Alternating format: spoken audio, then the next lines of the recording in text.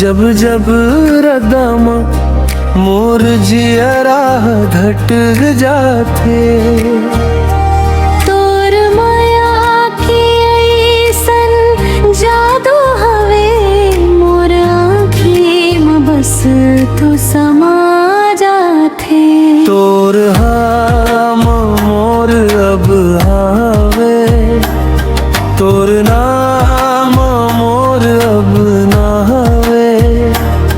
तोर बिना मोर संगवारी, ये जहान मोर बर सुना हवे।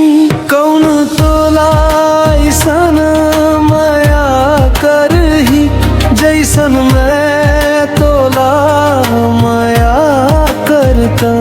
कौन तोला ऐसन माया करही, जैसन मैं तोला माया करता।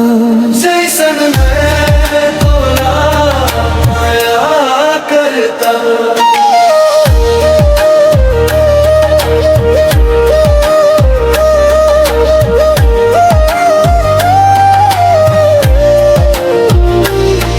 मैं बादल बन के उड़ जाऊं, तू पानी बन के बरस जावे।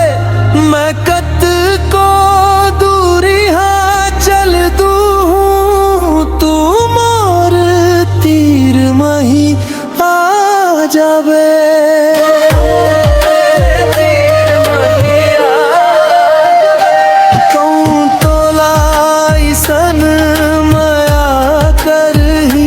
जैसन मैं तोला माया करता।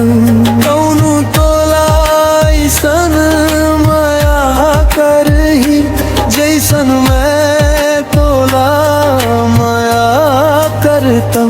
जैसन मैं तोला माया करता। तोर नाम ला धीरे धीरे मोर गुनगुना जाथे। तोर बांसुरी के सामा मोर रात घलो मुस्काए।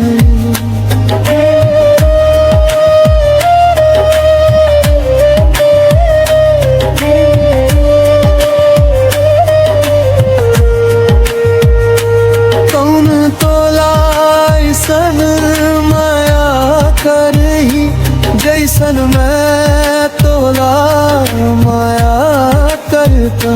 कौन तोला ऐसन माया करही, जैसन मैं तोला माया करता। जैसन मैं तोला माया करता। तोर नाम ला धीरे धीरे मोर गुनगुनाहट बन जाथे। तोर बांसुरी के साए माँ मोर रात घलो मुस्काथे।